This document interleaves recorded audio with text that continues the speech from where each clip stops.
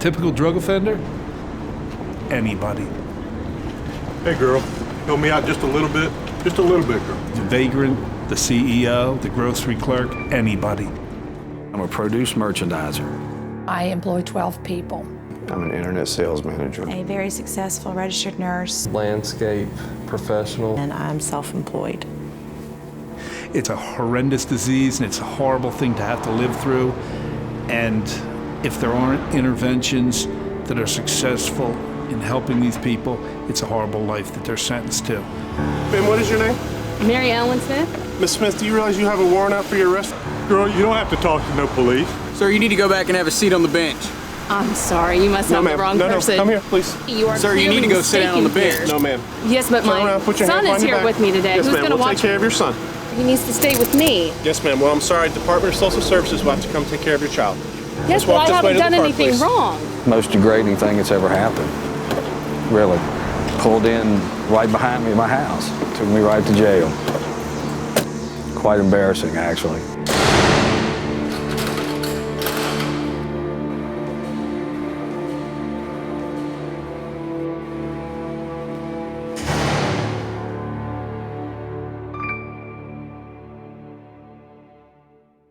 It was the worst experience ever in my life. Scared to death in a population of people that I couldn't relate to. I felt like I didn't belong there even though I did. It was just something I'll never, ever forget. When do I get to make my phone call? Once you get to the jail, you can make your phone call. But I need to be at work at 6:30. I don't think you're going to make it to work tonight. You're going to be with me for a while. What are we doing in here? This is where you get fingerprinted and photographed. I was a college student and had gotten involved with a group of folks who were starting to experiment with pills. I had access to narcotics via 2 back surgeries and had very good insurance, and a lot of it was being covered. I went from getting out of high school and just using briefly to an everyday thing to the point where I was doing harder drugs and started pawning everything I had. Nobody ever looks at their life and go, hey, I think I'm going to wake up and be a drug addict today. There are a lot of things that are involved with how a person becomes addicted. One of the reasons why it's considered a disease is because it has a process. There is a chartable course in terms of when you first become exposed to substances and when you wind up as an addict. Actually didn't start using drugs until I was in my 30s. And it progressed from just snorting cocaine to smoking crack cocaine. It progressed very quickly, where I was getting high at the end every day. The more I become addicted to the medicine, the more it could keep me awake at night to study. And so I could study late and get up the next morning and go to school and still do well in school. Early on, you know, you're using them when things are bad, and then you start using them when things are good as a celebration. You know, things are really smooth, I'm doing great. Let's go have some fun. Ma'am, you are Mary Ellen Smith. Yes. Ms. Smith, you stand charged on a felony warrant before this court that on or about September 24th, you did possess a Schedule 1 or 2 controlled substance in violation of 182-250 of the Code of Virginia. That's a felony offense and carries up to 10 years in the penitentiary. I found out that my father was also a drug abuser, as was his mother. And I'd heard that you can carry that gene, and you're kind of playing Russian roulette when you start trying drugs, because if you have the gene, there's a good chance that your body's going to hook to that and willpower goes out the door. Every waking moment was thought about drugs. How am I going to get them? How am I going to pay for them? Further on, when can I use them? When are they going to kick in? When's it going to wear off? When can I take more? I really didn't have any type of social life. You know, my weekends consisted of staying in the house all weekend with the blinds closed, getting high. So you do things to people that you would never dream that you'd ever do. Close people, family, you know, you take advantage of anything and everything to get what you want. I went through a considerable amount of money from my 401k from this. I was taking money that You know, probably could have gone to employee raises and bonuses and things like that. I lost my mother, very, very important. I lost all of my family. My wife, the person that I cared the most about, that had the biggest impact on her, because she had even told me at one time I was like her knight in shining armor, and I had let her down. All right, Ms. Smith, we'll set this case for review on October 5th at 8:30 in the morning for you to inform us of what arrangements you've made in terms of an attorney to represent you. What about bond? How do I do that? I have a baby at home that I need to go home to. Ms. Kelly, does the Commonwealth want to be heard on that issue? Your Honor, Ms. Smith does not appear to have a prior felony record. Therefore, the Commonwealth would recommend a $2,500 secured bond. Commonwealth's recommendation is certainly reasonable. The court will set a $2,500 secured bond. You'll also be ordered to comply with pretrial services. Bailiffs take charge of the prisoner. We'll see you back on October 5th at 8:30 in the morning. It is amazingly color and race and socioeconomic neutral, the problem of addiction.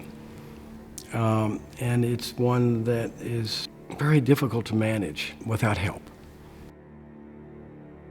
I tried to quit on my own, but after a couple of days without using, the physical withdrawals of my drug of choice was so bad that, I just couldn't take it. It was just the most excruciating pain I've ever been through. Even after having a C-section with a baby, there is still no comparison. Every part of your body you're aware of, and you don't like any of it. You just want to get out of it. I mean, life just wasn't worth living, and I had a son to take care of. All right, have a seat and somebody will be with you in just a minute.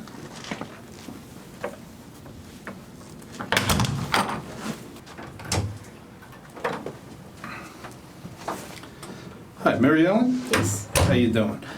My name's Mike. I'm with the drug court program, and I'm here to evaluate you. My thoughts were, hire a good lawyer, get out of this, and I can go back to using my drugs. A drug addict committing crime to support their habit is going to continue to do that until they either die, get an extensive prison sentence, or get into recovery. The drug court program is a program that is a minimum of 12 months. Nobody gets out of the program before 12 months. You earn your way out. You earn your way into everything you get in this program. The concept of a drug court is to get them help, keep them out of the major part of the system, and work with them to rehabilitate them and make them productive members of the community. That's a good thing. That's smart government.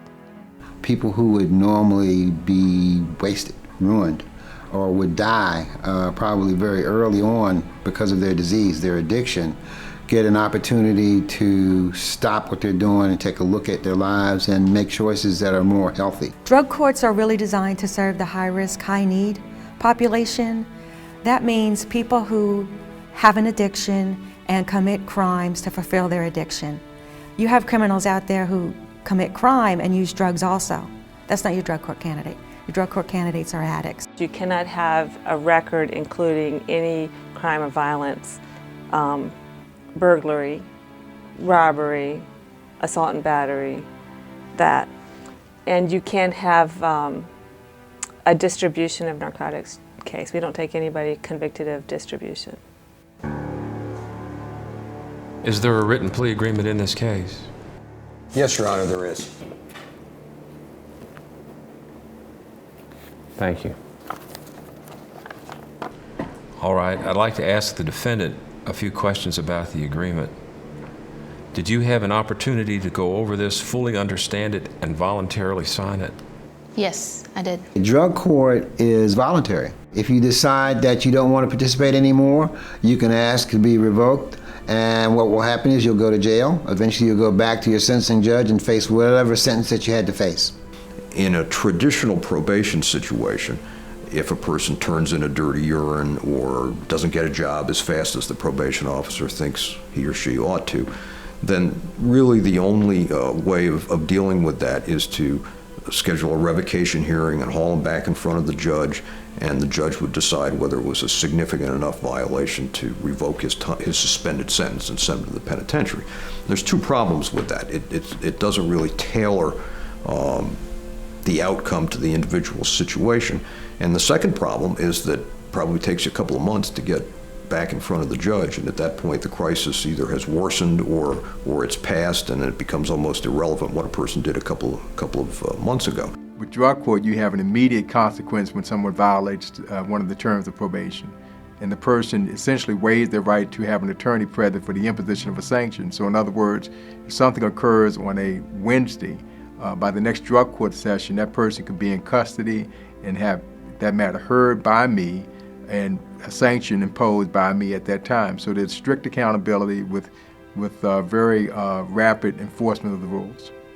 That cuts out so much of the procedure, so much of the time, so many of the hearings. It just in a very expeditious way to handle a case. I'm a law and order person, and I believe that somebody who commits a crime should pay their time. And so it's a difficult evolution, but I've evolved, and I've evolved into someone who truly believes in the drug court concept. It's a prosecutor's dream because they have their cake and eat it too. They have a guilty plea. They have somebody off the street working, getting treatment. And then if they wash out, they've already got the guilty plea. Now, do you understand all your obligations under this agreement?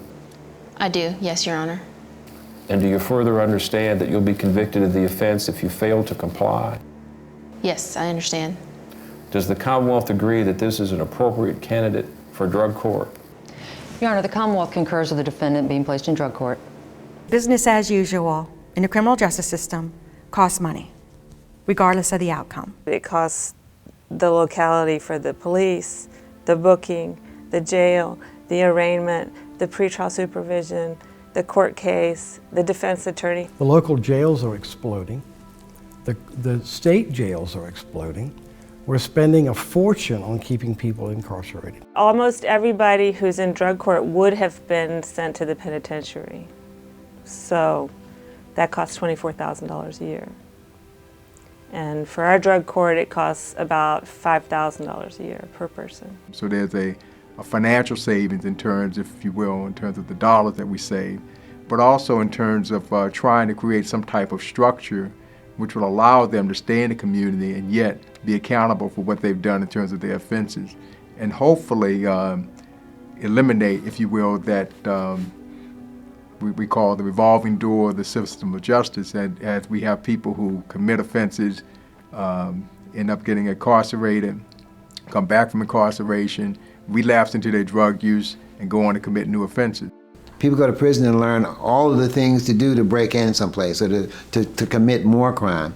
In drug court, we learn all the things to do so we don't come back into a program, so that we don't have to get another felony, so that we can regain our lives. If somebody has a felony conviction and they've spent a period of time in the penitentiary and then they get out, there are significant problems in finding a job. There's significant problems in their personal lives because they've been separated from their loved ones, and they're many times having to start again with a complete new support system.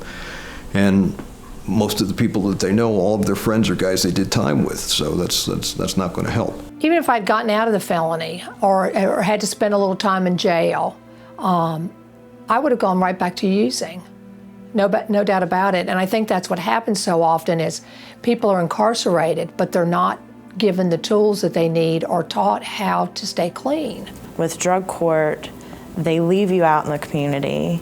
They give you the tools that you need, and they take the time to teach you how to relate to other people, how to function within your community and become a contributing member of that community.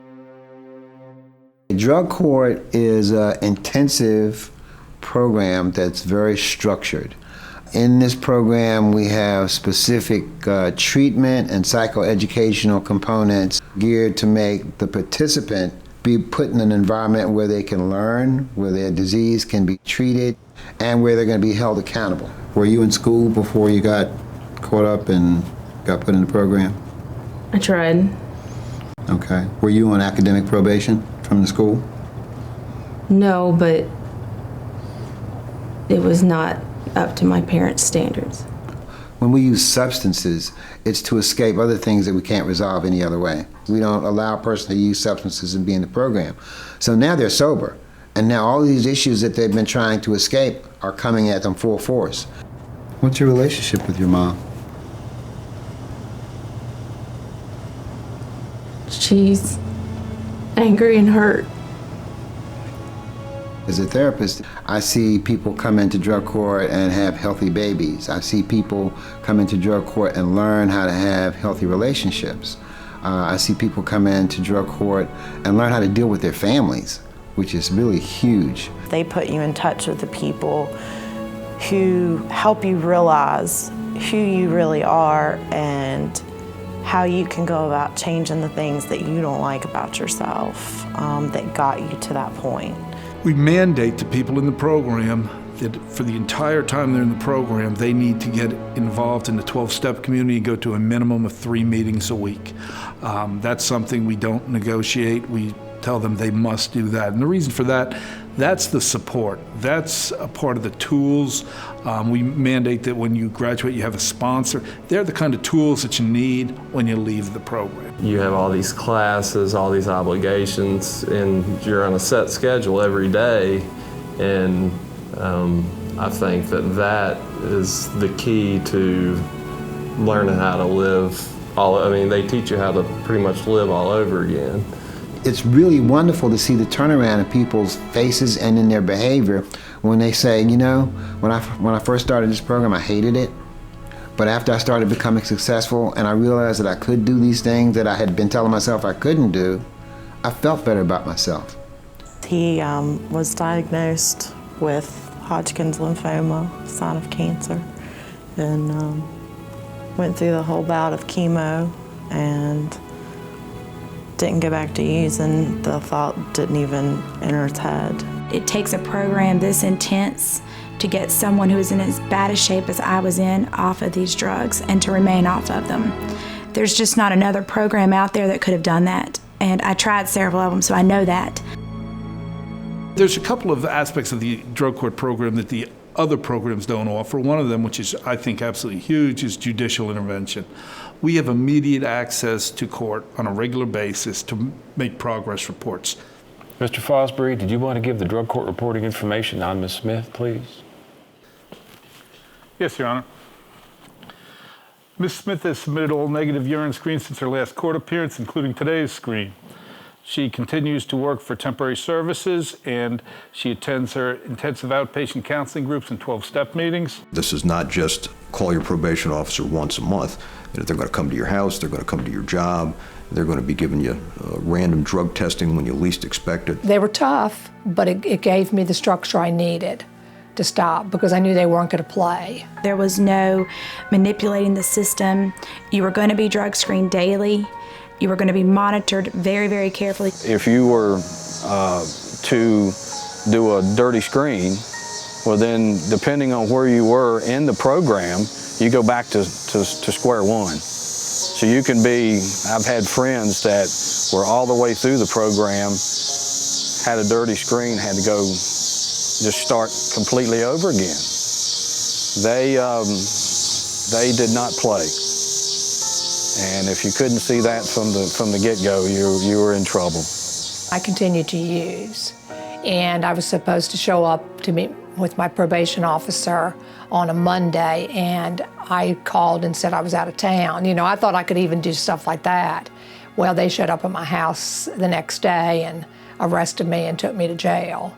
I looked at it as a second chance to earn, my way back into society, and I wasn't going to blow this chance. No way. And I'd also like to commend Ms. Smith for her working out her transportation problems and trying to cooperate with us the best of her ability, and ask that she return for the next session of court. Was there any care or concern that you wanted to go over at this time? No, thank you. Well, thank you so much for working so hard at your recovery, and we'll see you back again next week. Thank you. As you might imagine, judges in criminal cases rarely receive thank yous. One of the more meaningful things that I've received at drug court was a Christmas card from one of the participants. She says, I want to thank you for saving my life. And there's so many others who feel that way. That, to me, is the greatest value of drug court, and why none of us as good citizens of the Commonwealth can turn our back on solving these problems and trying to address them. Anyone who has concerns about the efficacy of the drug court program, if they attend the graduation, that's the best case I can make to them. These are people who were substance addicted, substance abusing individuals a year and a half prior to that. They have been clean a minimum 8 months. They're employed. They've paid all their fees. They've each done a minimum 100 hours of community service, and they've done a community project. This is not an easy way out. I don't care who says drug court is soft on crime. It absolutely is not. Drug court is the hardest thing that you will probably ever do in your life. Today we have 20 people here that are employed full-time, 4 who are employed part-time, and 1 housewife. We have 360 months of cumulative clean time. Everybody here has a sponsor and is active in the 12-step community. The court debt, $27,994.58, paid in full. Treatment fee, $11,250, paid in full. 2,500 hours community service, not to count the hours of community service for the special project and reentry, completed. Many of the people graduating today have worked out old relationships or entered into new healthy relationships. Several of the graduates have been furthering their education. One individual completed his master's while in this program. I know that for each and every one of you that doesn't spend a year locked up, we're saving well in excess of $20,000 per person, and you multiply that by the hundreds of people around the Commonwealth that are going through drug court. We have instead you out working, paying taxes, paying your court costs, paying your fees, supporting your families, supporting our community through your community service. And so it's a tremendous financial benefit to the Commonwealth.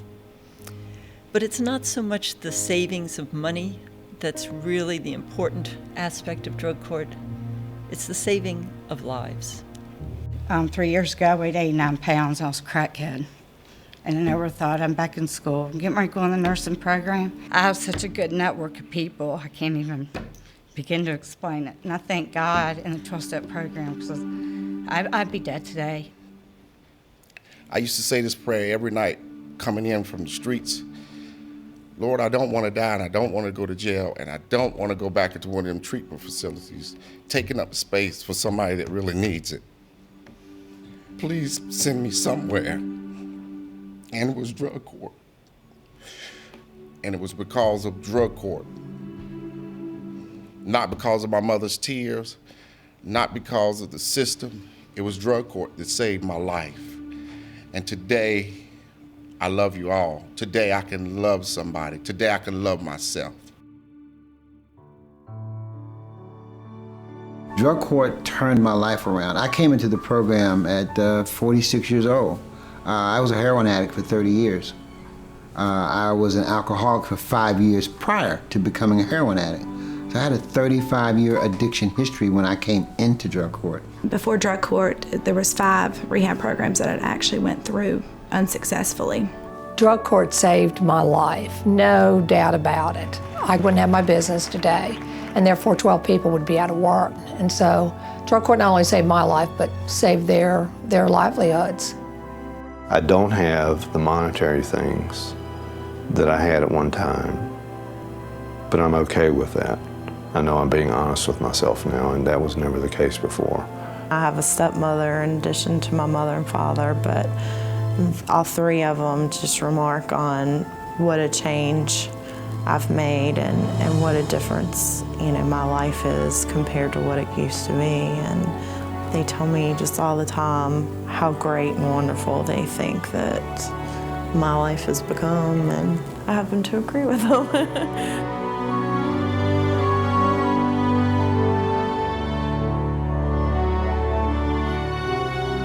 these are not some group of social, medical, or physiological pariahs. They're your neighbors, your friends, your coworkers, your family, as they are mine. And anytime we can help those people, it helps all of us. In whatever profession you may do, you know when you come upon something that works.